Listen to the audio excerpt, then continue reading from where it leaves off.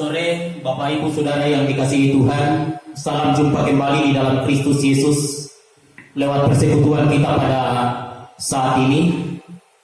Dan hari ini kita akan bersama-sama satu dalam persekutuan dengan Tuhan lewat ibadah kebaktian rumah tangga. Senin 22 Juli 2020. Dan yang menjadi keluarga penghimpun dalam kebaktian rumah tangga hari ini yaitu keluarga Agustina Lapu, daerah pelayanan 1, dan keluarga Insinyur Agus Tape, daerah pelayanan cabang kebaktian Dayak. Bapak Ibu Saudara-saudara yang dikasihi Tuhan, kita bersama-sama menyiapkan hati dan pikiran kita untuk menyembah Tuhan dalam persekutuan kebaktian rumah tangga hari ini. Saya mengajak kita semua membuka nyanyian Kidung Baru NKB nomor 35. Kita akan muliakan Tuhan dan saya undang kita berdiri. Seluruh alam tak henti kita nyanyikan bersama.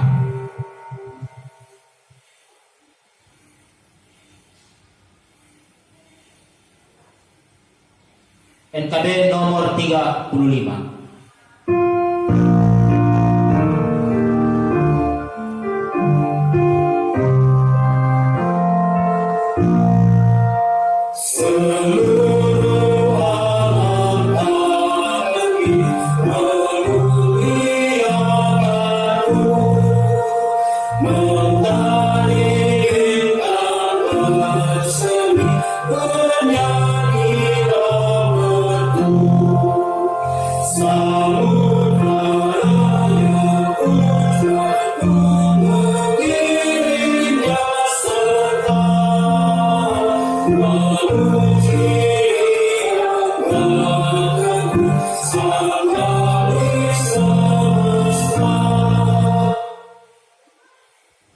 Pertolongan kepada kita dalam kebaktian rumah tangga hari ini jadi dari pihak Allah Sang Pemilik hidup ini. Turunlah kiranya anugerah salam damai sejahtera dari Allah di dalam Yesus dan Roh Kudus yang akan menguduskan jemaat sekalian. Amin. Silakan duduk kembali. Kekasih-kekasih Kristus menjalani hidup dan kehidupan ini, kita percaya Allah yang telah memelihara kita akan tetap memelihara kita dalam perjalanan hidup ini. Karena itu layaklah kembali kita nyatakan puji hormat baginya lewat NKB nomor 93. Segala puji baginya kita nyanyikan bersama.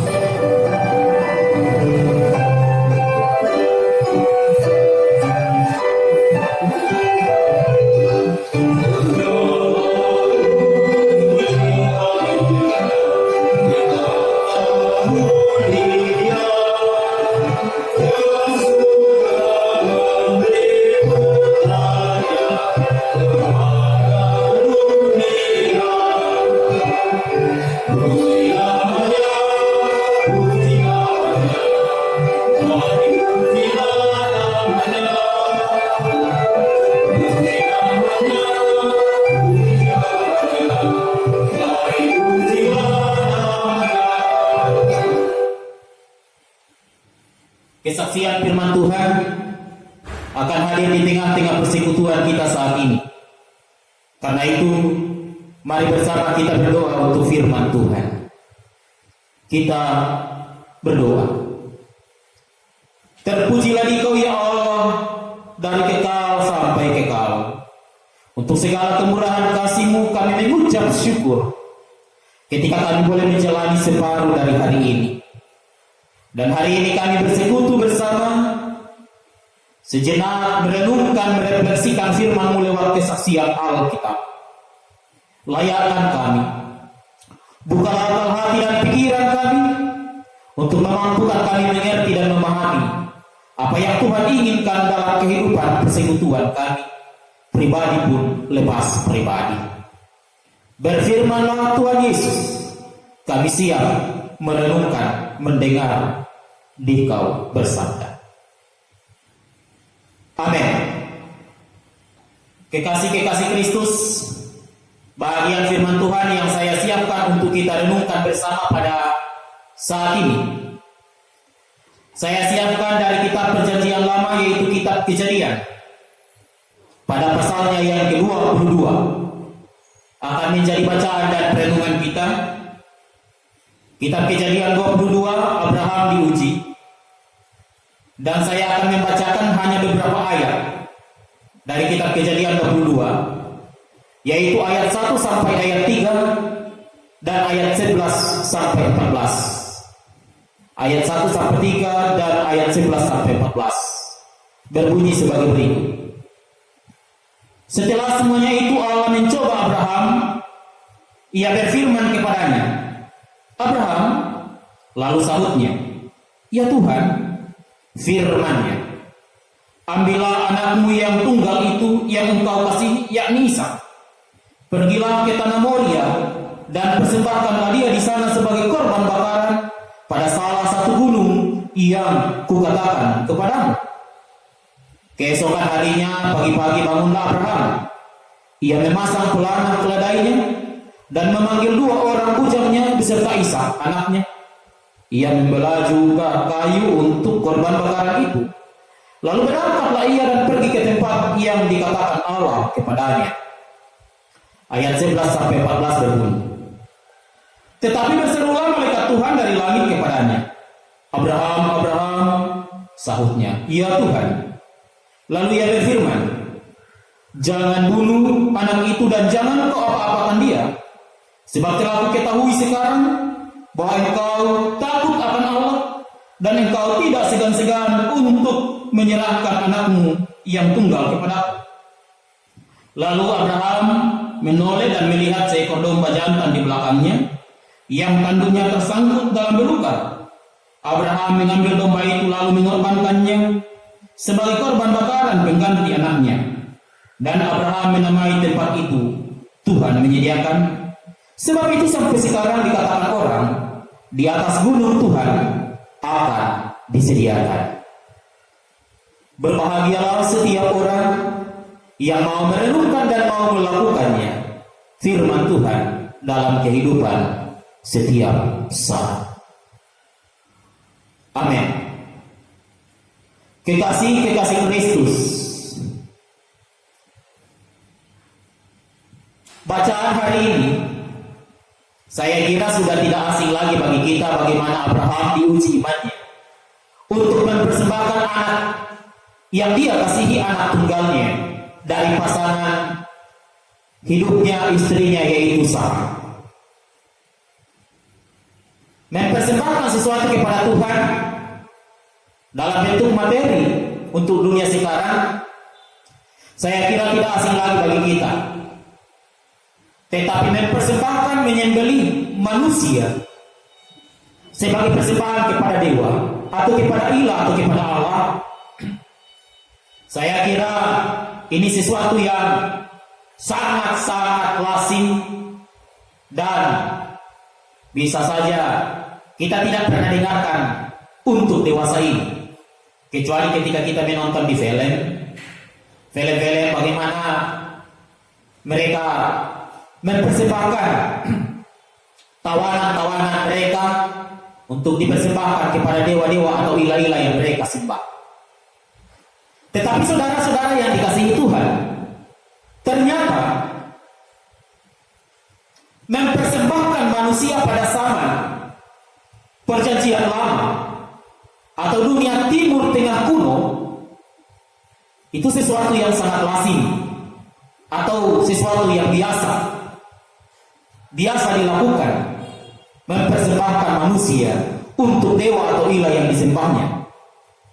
Ada beberapa teks Alkitab yang memberi gambaran tentang itu. Misalnya kalau kita membuka 2 Raja-Raja pasal 3, 2 Raja-Raja pasal 3 di ayatnya yang ke-27, 2 Raja-Raja pasal 3 di ayatnya yang ke-27, di situ dikatakan bahwa kemudian ia mengambil anaknya yang sulung yang akan menjadi raja menggantikan dia, lalu mempersembahkannya sebagai korban bakaran di atas pagar tembok. Itu dilakukan oleh Raja Moab. ketika ia hampir saja kalah berperang dengan orang-orang Edom. Itu memperlihatkan bahwa mempersembahkan manusia anak sulung, orang yang dikasihi, itu hal yang biasa dalam budaya Timur Tengah. Atau kalau kita baca dalam Ulangan 12 ayat 31, itu juga memberi sebuah kesaksian bagaimana mempersembahkan manusia adalah sesuatu yang lazim pada zaman itu. Dalam Keluaran 12 ayat 31, kita melihat bahwa Allah sangat tidak menyetujui hal seperti itu. Dikatakan ayat 31, jangan kau berbuat seperti itu terhadap Tuhan Allahmu. Segala sesuatu yang menjadi kekejian bagi Tuhan, apa yang dibencinya, itulah yang dilakukan mereka bagi Allah mereka. Bahkan anaknya lelaki dan anaknya perempuan dibakar mereka dengan api bagi Allah mereka. Allah sangat menentang hal itu. Lalu dalam kitab Mazmur, kalau kita membuka kitab Mazmur 106 di ayat 37, dalam kitab Mazmur 106 berbunyi ayat 37, mereka mengorbankan anak-anak lelaki mereka dan anak-anak perempuan mereka kepada roh-roh jahat. Sesuatu yang sangat lazim, dan Allah sangat menentang itu ketika kita membaca Ulangan 12 tadi.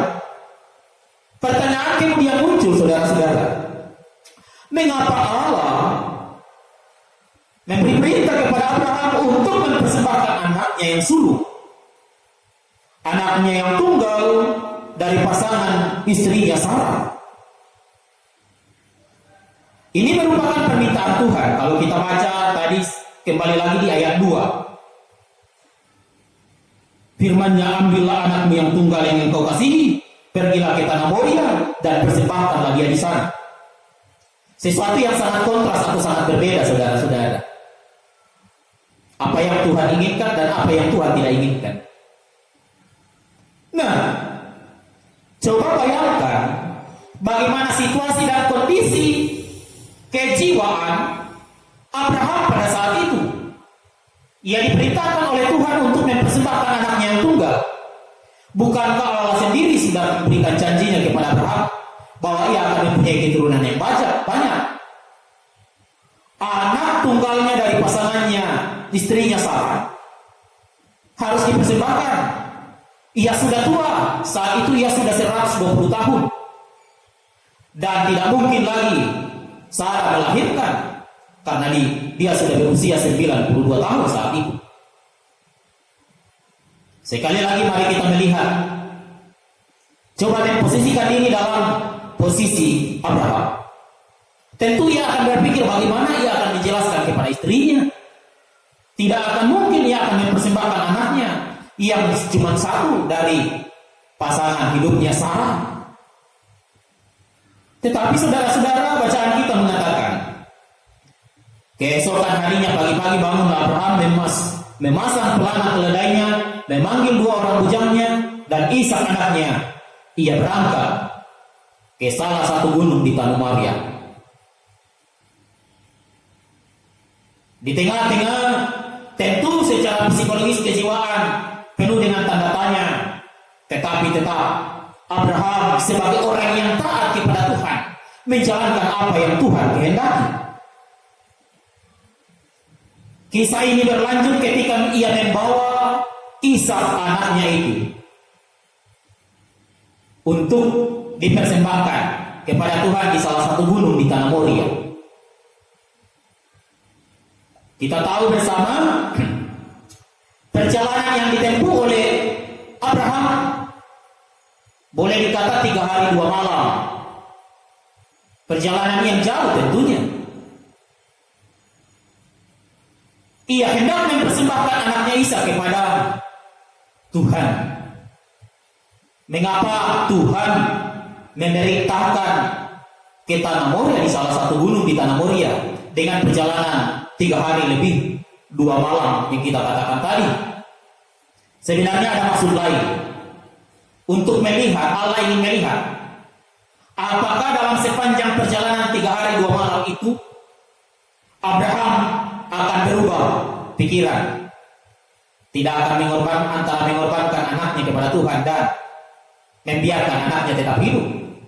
Perjalanan 3 hari 2 malam ini bukan sekedar perjalanan biasa, tetapi Allah ingin melihat sejauh mana nantinya Abraham konsisten komitmen dengan menaati perintah Tuhan.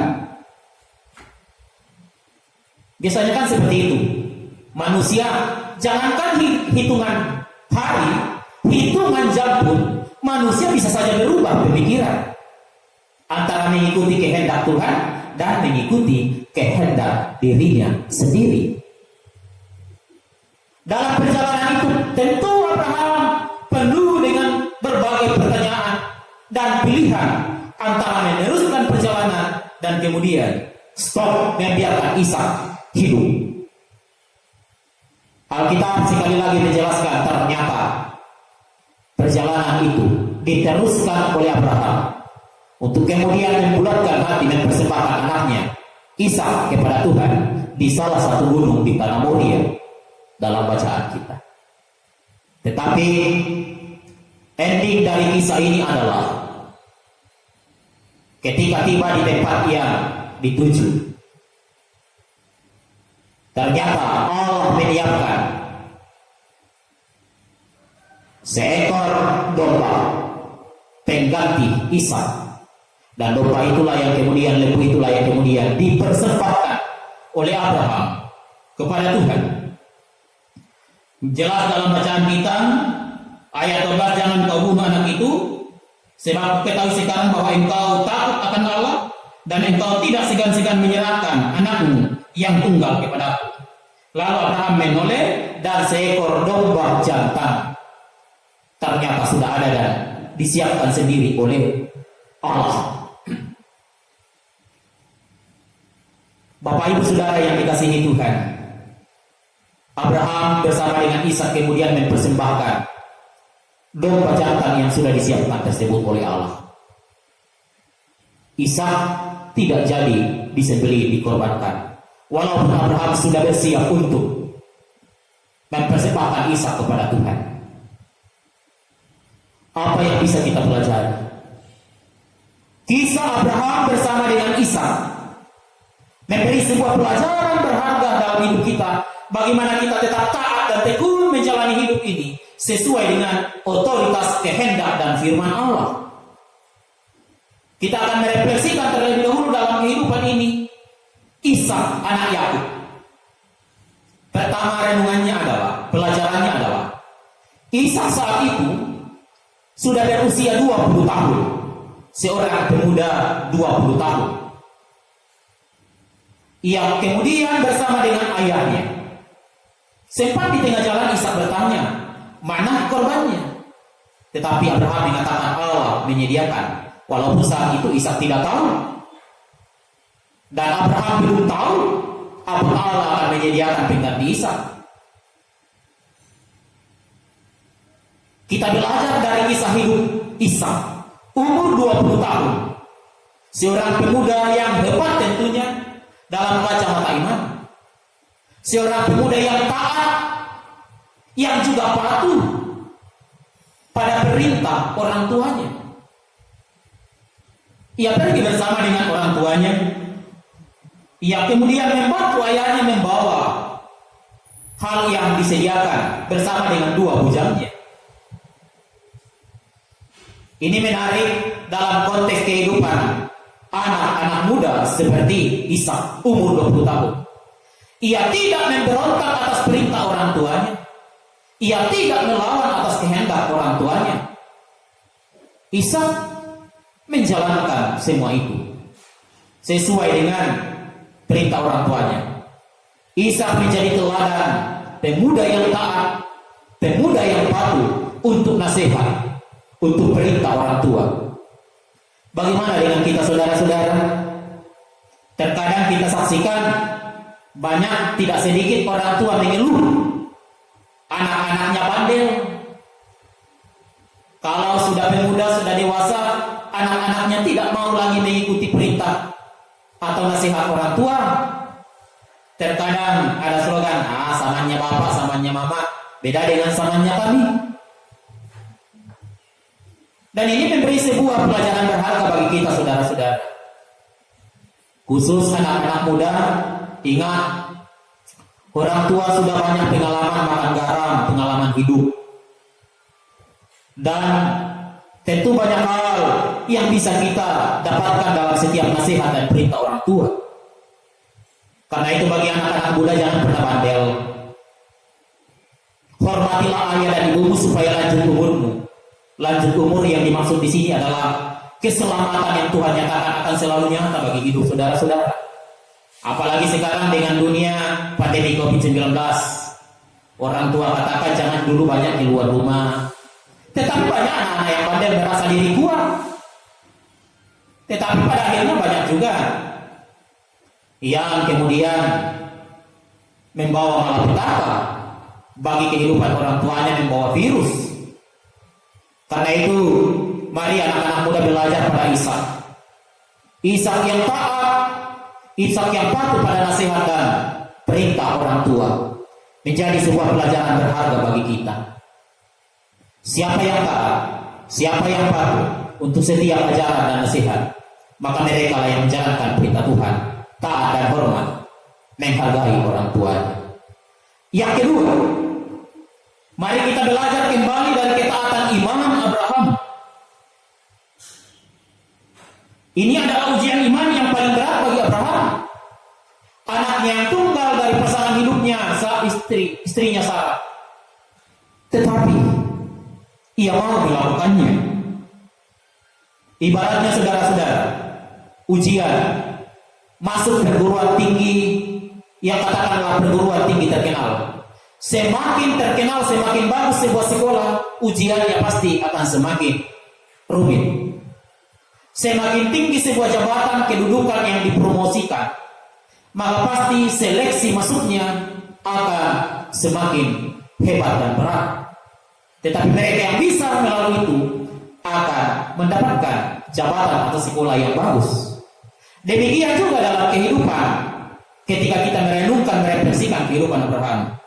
Ujian iman yang sangat berat. Bagaikan layang-layang saudara-saudara. Ketika kita main layang-layang, semakin tinggi layang-layang itu semakin enak dipandang mata. Tetapi layang-layang itu semakin tinggi ke awan, ke udara, pasti tantangannya semakin besar, banyak angin di udara. Karena itu, refleksi iman Abraham menjalani ketaatan dan kepatuhan imannya di dalam Tuhan juga menjadi pelajaran berharga bagi kita. Abraham lebih mengasihi Tuhan dari apa yang dia miliki, yang paling dia kasihi yaitu Ishak. Saya percaya Abraham sangat mengasihi Ishak, tetapi dia lebih taat mengasihi Tuhan daripada apa semua yang dia miliki. Bukan berarti harus mengorbankan segala sesuatunya untuk Tuhan, tetapi bagaimana kita berhikmat dan bijaksana dalam menjalankan iman percaya kita kepada Tuhan, lebih taat, lebih cinta kepada Tuhan daripada mencintai apa yang di dunia ini. Abraham, bapa segala orang percaya, bapa segala orang beriman, karena bukti ketaatan imannya, segala sesuatu yang dimiliki adalah lebih indah berjalan bersama Tuhan.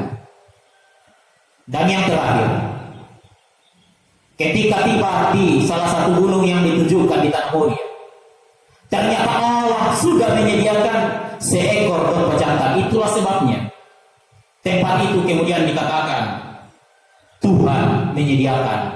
Moria artinya Tuhan melihat dan Tuhan menyediakan. Saya mau katakan kepada kita semua saudara yang dikasihi Tuhan, warga GTF Jemaat Moria sama seperti namanya Moria yang artinya Tuhan menyediakan. Akan menjadi refleksi iman kita bahwa di balik setiap perjalanan kehidupan ini Allah selalu melihat dan Allah akan selalu menyediakan berkat-berkat terindah bagi saya dan saudara-saudara. Sama seperti nama di mana kita berjemaah. Allah melihat, Allah menyediakan, dan itulah Moria. Jangan pernah takut, jangan pernah khawatir. Yang terpenting taat menjalankan kehendak Tuhan. Bahwa di dalam kehendak Tuhan ada damai sejahtera yang indah bagi saya dan saudara-saudari. Amin. Kekasih-kekasih Kristus, kita bersyukur firman-Nya kembali boleh menguatkan kita semua. Menjalani hidup bahwa Allah tidak pernah tinggal diam. Allah selalu melihat dan Allah selalu menyediakan yang terbaik bagi kita. Mari kita merespon firman Tuhan ini. Sekaligus kita membawa ungkapan syukur kita kepada Tuhan. Dan kita memuliakan Tuhan dengan menyanyikan NKB 208 tabur waktu pagi tabur benih kasih, NKB 208.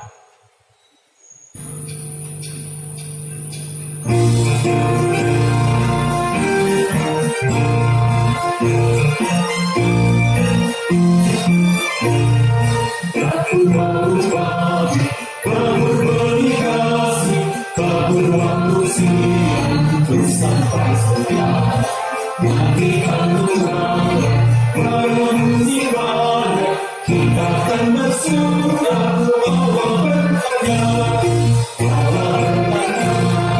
bersyukurnya, kita akan bersyukur bahwa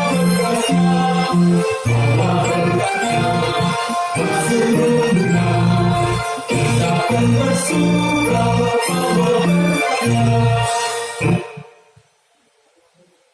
Mari kita bersama-sama dalam doa syafaat.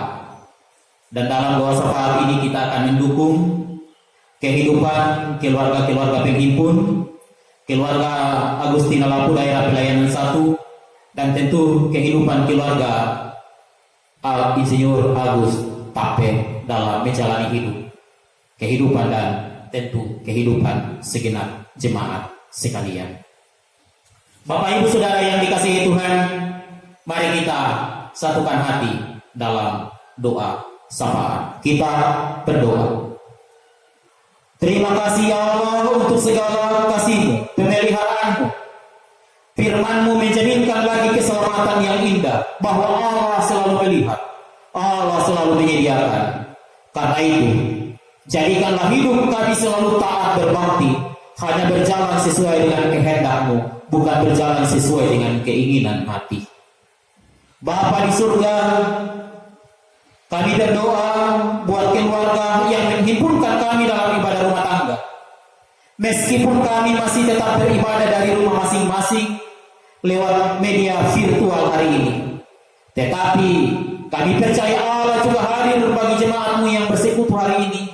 Allah juga hadir dalam kehidupan keluarga penghimpun, keluarga Agustina Lapu, keluarga Insinyur Agus Tape. Karena itu kami berdoa untuk mereka ya Allah, berkati rumah tangga mereka. Orang tua kekasih Agustina Lapu, Tuhan tetap memeliharanya dalam masa tuanya, memberkati kehidupannya bersama dengan anak-anak cucu. Terlebih khusus di masa-masa pandemi COVID-19, mereka akan tetap dikaruniai kekuatan dan kesehatan dari Allah, dan hidup mereka penuh dengan damai sejahtera dari Allah. Kebutuhan hidup mereka tercukupkan. Bahkan dalam setiap persoalan hidup Allah hadir memberikan kekuatan dan jawaban, sehingga keluarga Agustina Lapu akan merasakan damai sejahtera, kuat dan sehat. Kami berdoa buat keluarga Insinyur Agus Tape, Tuhan berkati. Mereka juga akan selalu penuh dengan damai sejahtera di dalam Tuhan. Jadikan mereka orang tua yang berhikmat, ayah dan ibu yang bijaksana bagi anak-anak. Berkati tanggung jawab mereka. Biarlah dalam tugas dan tanggung jawab mereka Bapa, pekerjaan yang Tuhan sudah karuniakan nama Allah tetap dipermuliakan, dan segala usaha-usaha mereka akan menjadi berkat bagi semua orang, dan pekerjaan mereka akan selalu berhasil di dalam nama Tuhan. Terlebih khusus setelah wabah pandemi COVID-19, mereka akan selalu diberkati Tuhan.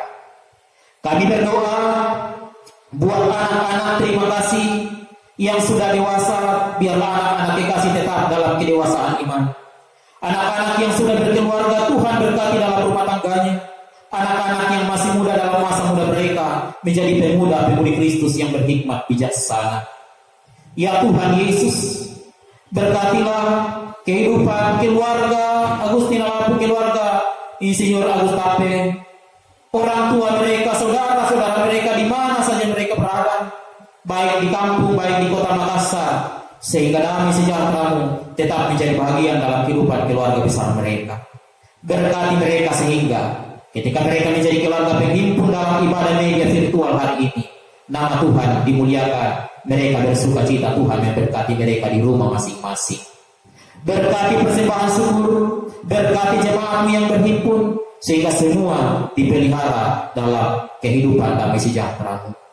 Ya Tuhan Yesus, berkati bangsa dan negara kami, berkati gereja-Mu. Ini harapan dan syafaat kami Bapa. Kami alaskan hanya di dalam Yesus yang sudah mengajar doa Bapa kami demikian. Bapa kami di surga, dikuduskan nama-Mu, datanglah kerajaan-Mu, jadilah kehendak-Mu di bumi seperti di surga.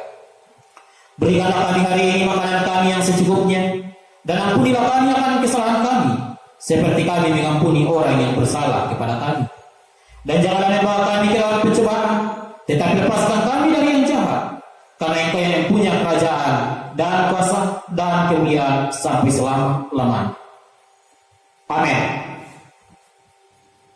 Kekasih-kekasih Kristus, kita akan bersama-sama menerima berkat Tuhan.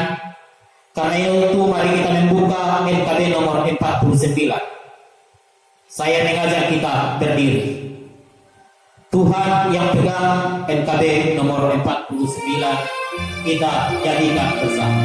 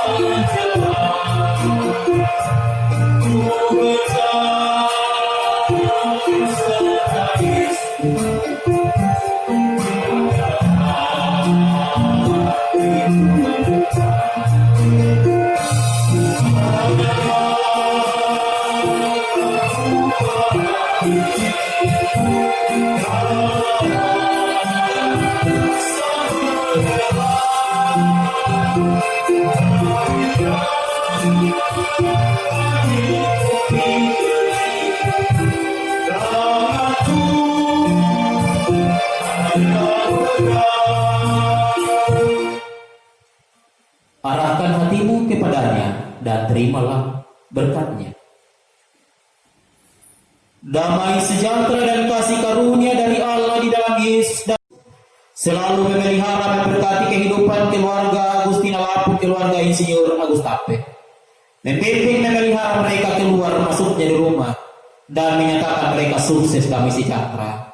Juga memberkati jemaat dari sekarang dan selamanya. Amin. Demikian ibadah kita hari ini. Terima kasih keluarga penghimpun, keluarga Agustina Lapu, keluarga Agus Tape, dan terima kasih untuk jemaat yang juga boleh beribadah lewat media virtual saat ini. Tuhan Yesus memberkati.